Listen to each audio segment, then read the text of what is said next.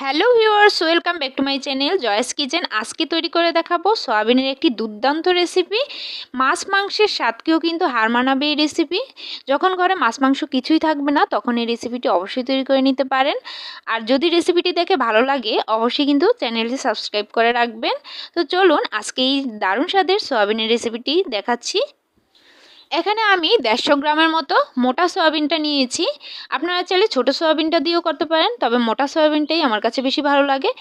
Normal জল দিয়ে খুব ভালো করে কয়েকবার এই সয়াবিনটাকে কষলে কষলে ধুয়ে নিব, না হলে কিন্তু সয়াবিনে বালু থাকে, সেটা কিন্তু থেকে গেলে খেতে ভালো লাগবে না।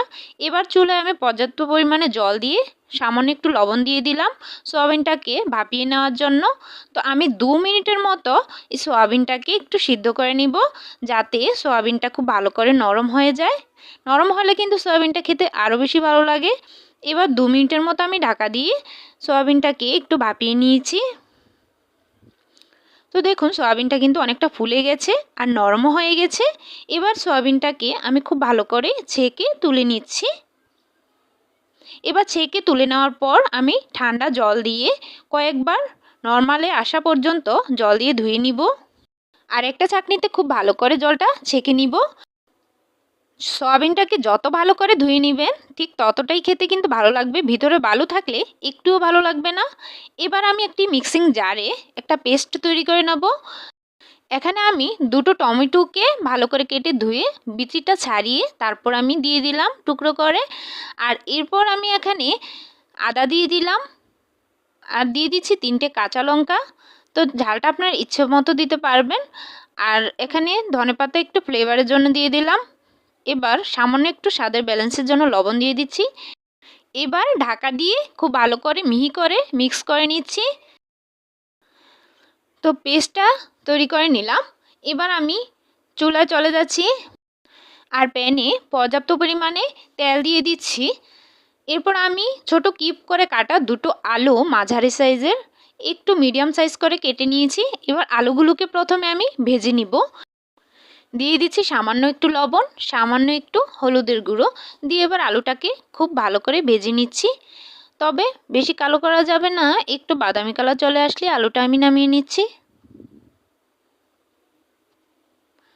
তো এরকম একটা লালচে কালার যখন চলে আসবে তখন আমি আলুটা ভেজে তুলে নিচ্ছি।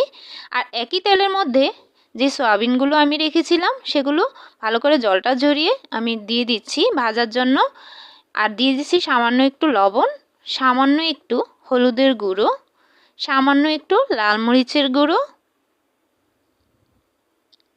এবার সামান্য একটু চিনি, আমি 1 চামচ ভর্তি করে চিনি দিয়ে দিচ্ছি।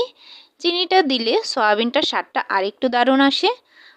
সয়াবিনটা যখন একটু পানসে লাগে খেতে তখন চিনিটা দিলে স্বাদের ব্যালেন্সটা ঠিক থাকে। এরপর আমি কিছুক্ষণ নেড়ে চেড়ে হালকা যখন একটু কালার চলে আসবে তখন আমি সয়াবিনটাকে নামিয়ে ঠান্ডা করে নিব। আর এদিকে আবারও প্যানে আমি তেল দিয়ে দিচ্ছি ফোড়নের জন্য।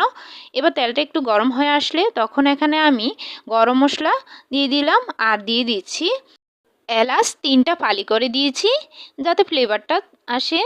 আর এরপর তেজপাতা দিয়েছি দুটো আর একটা শুকনো মরিচ। এবার যখন নাকে একটা ভালো ফ্লেভার চলে আসবে তখন আমি যে পেস্টটা তৈরি করে রেখেছিলাম সেটা পুরোটা দিয়ে দিলাম। আর এখানে আমি বাদাম বাটা দিয়েছি, আপনারা চাইলে বাদাম বাটা নাও দিতে পারেন, সেটা স্কিপ করতে পারেন। দিয়ে দিচ্ছি 1.5 টেবিল চামচ হলুদের গুঁড়ো, দিয়ে দিচ্ছি 1 চামচ ভর্তি করে জিরে বাটা, আপনারা চাইলে জিরের গুঁড়োটাও দিতে পারেন। 1/2 চামচ ধনিয়ার গুঁড়ো, 1 চামচ ভর্তি করে লাল মরিচের গুঁড়ো, এখানে কাশ্মীরি লঙ্কার গুঁড়োটা দিয়েছি।